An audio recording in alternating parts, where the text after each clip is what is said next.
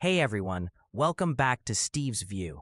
Today, let's start with something that, on the surface, looks like just another Washington headline but might actually tell us a lot more about where U.S. policy is heading. A senior U.S. counterterrorism official has resigned. And not quietly. Not for personal reasons, not because of some routine transition, he stepped down publicly over Iran. Now, the immediate reaction from a lot of media outlets and commentators was predictable. You probably saw it too. The narrative formed almost instantly. This is a sign of internal chaos, a fracture inside the administration, proof that the current strategy toward Iran is unsustainable, maybe even collapsing. But here's the real question we should be asking: is that actually what's happening? Or are we watching something that's being exaggerated?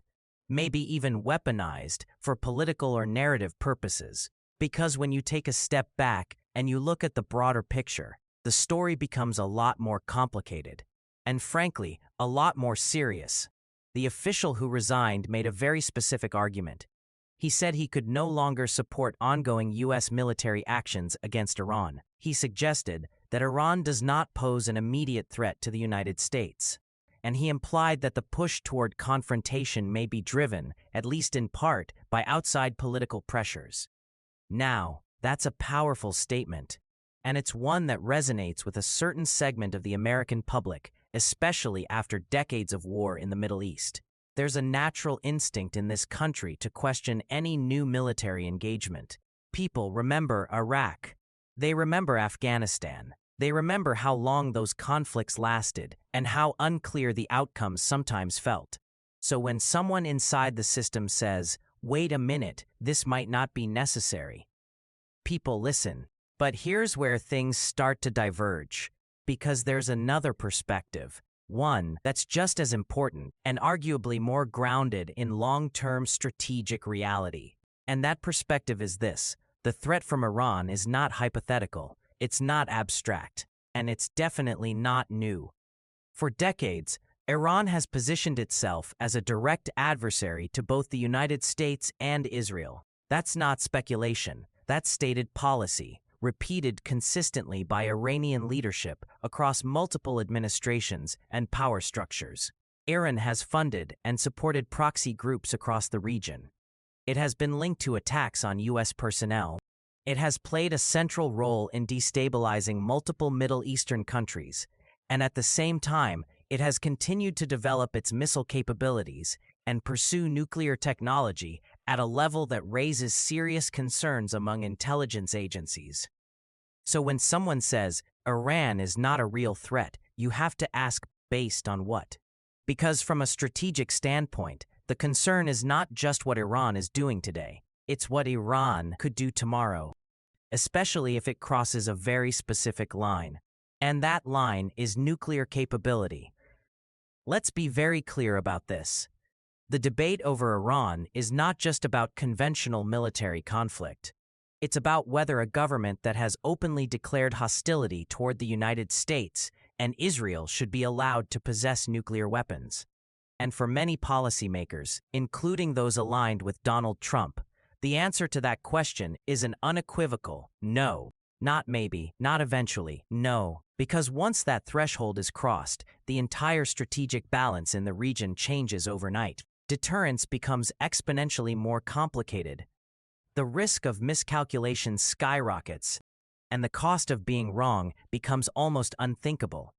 Supporters of a tougher approach argue that waiting until Iran fully develops nuclear weapons is not just risky, it's irresponsible. They believe that once a regime reaches that level of capability, the options available to the United States become far more limited and far more dangerous. And this is where the divide inside Washington really exists. It's not necessarily a clean split between pro-war and anti-war. That's too simplistic. The real divide is between those who believe that early, decisive action, economic, covert, or military, is necessary to prevent a worst-case scenario, and those who believe that such actions could trigger the very conflict they're trying to avoid. That's a serious debate, and it should be a serious debate. But what it is not, at least not automatically, is evidence of collapse. chaos, or dysfunction. Because disagreement inside a government, especially on national security issues, is not unusual. In fact, it's built into the system. Different agencies, different advisors, different officials, they're supposed to challenge each other. That's how policy gets refined. So the idea that one resignation equals a government falling apart doesn't really hold up under scrutiny. Now, let's address another layer of this story. One that's more controversial but can't be ignored. The resigning official suggested that external political forces, particularly those related to Israel, may be influencing U.S. policy toward Iran. That's a claim that immediately triggers strong reactions. On one side, you have people who say, this is a legitimate concern. Lobbying exists. Alliances influence policy. That's how politics works. On the other side, you have people who say this kind of argument can easily cross a line, especially when it starts to frame complex geopolitical decisions as being driven by a single group or interest. And that's where things get very sensitive. Because there's a critical distinction that has to be maintained if the conversation is going to stay credible. Criticizing the policies of a government, even a close ally, is one thing. But suggesting that an entire nation's foreign policy is being controlled or manipulated in a simplistic or conspiratorial way, that's something else entirely. And for a lot of observers, that distinction matters a great deal. Now, stepping back again, we have to look at what's actually happening on the ground and in the broader international landscape. The United States is not operating in a vacuum. Allies matter, coalitions matter. And in this case, the response from Europe and other partners has been complicated. Many countries agree with the underlying concern. Iran should not be allowed to develop nuclear weapons. That part is widely accepted, but when it comes to military action, the willingness to participate drops off significantly. And that creates a situation where the United States may find itself leading, largely on its own. That's not entirely new.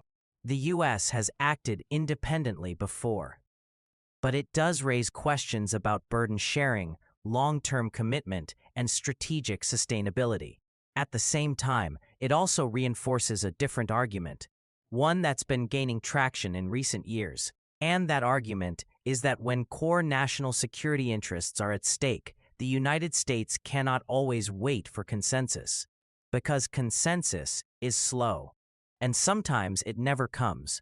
So if policymakers genuinely believe that a nuclear-armed Iran represents an unacceptable risk, then the logic follows that action, at some level, becomes necessary, regardless of whether every ally signs on.